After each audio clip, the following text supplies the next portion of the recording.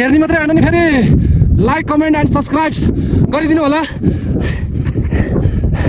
यति दुःख गरिरहेको छु, अलिकति भए नि दया देखाइदिनु होला, सब्सक्राइब गरिदिनु होला please.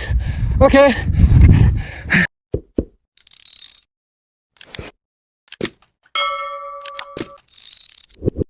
Hello guys, good morning.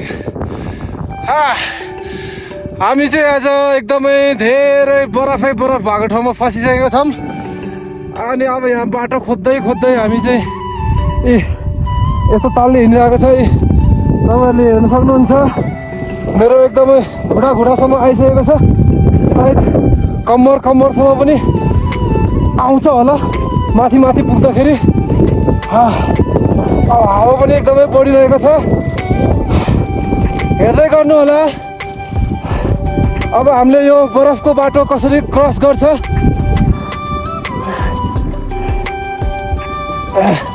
हामीसँग अब त्यस्तो फुल्ली माउन्टेन इक्विपमेन्ट पनि छैन,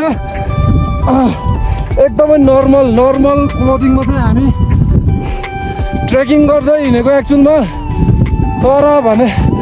तर यो बाटोमा चाहिँ एकदमै धेरै बरफ रहेछ। अब त जानु त पर्यो। अब हेर्नु,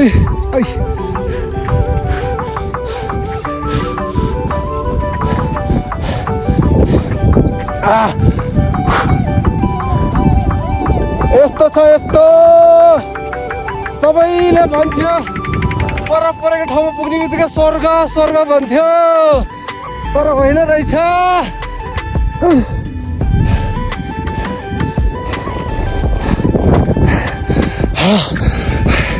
हेर्न सक्नुहुन्छ यहाँ यो ठाउँको सिनहरू यसरी तपाईँहरूले।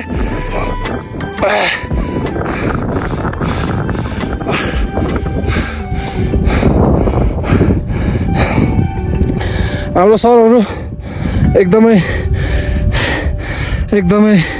एकदम परिश्रम गर्दै, एकदमै मेहनत गर्दै आउँदैछ र प्लस म पनि साथसाथमा एकदमै मेहनत गरिरहेको छु। मेरो एकदमै जुत्ताहरू कपडाहरू पुरै भिजिसकेको छ, हेर्न सक्नुहुन्छ।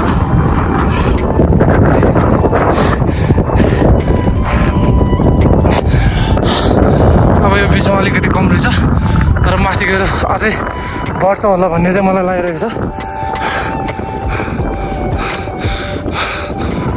तर ठाउँ भने फेरि एकदम कुड छ नि, कुड।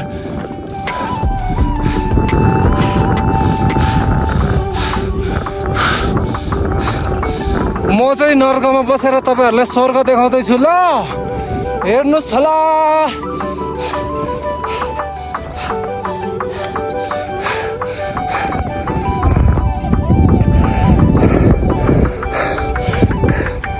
अब हेर्ने मात्रै होइन नि, फेरि लाइक कमेन्ट एन्ड सब्सक्राइब गरिदिनु होला। यति दुःख गरिरहेको छु, अलिकति भए नि दया देखाइदिनु होला, सब्सक्राइब गरिदिनु होला प्लिज। ओके,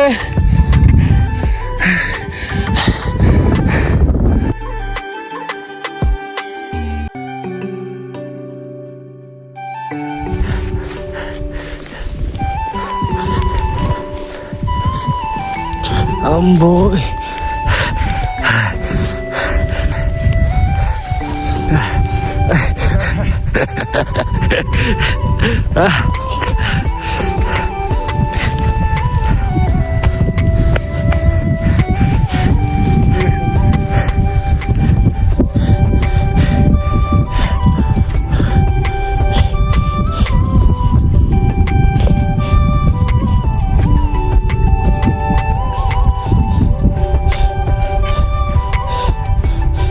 मजा आ रहा है भैंस की, एक घुटना पर से।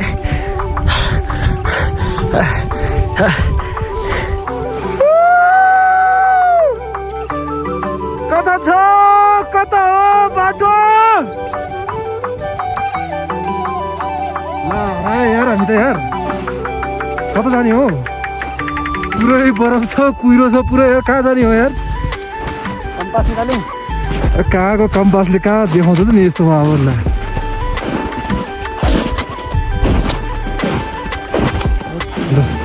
अब कहाँ भनेर जाने हो सर? यस्तो छ ठाउँ आमा ल। यो कुकुरहरू बाटो देखाउँछ कि भनेको त छन् पछाडि पनि हिँड्छ यार। त्यो पनि हाम्रो खुट्टा टेकेको छ। त्यही त भनेको खत्तम रहेछ तिमीहरू दुईजना त। यहाँ बरफ त्यो माथि कुहिरोले केही देखेको छैन। ला बचाऊ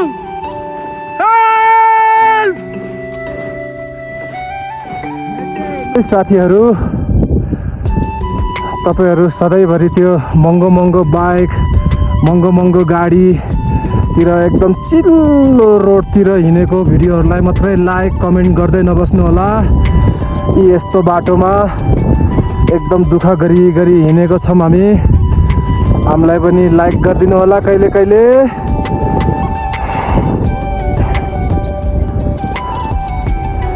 यस्तो स्नोफलमा एकदम हेभी स्नोफल भइरहेको छ। त्यसमा अब यत्रो बरफमा हिँड्दै यत्रो भारी बोकेर कति गाह्रो छ।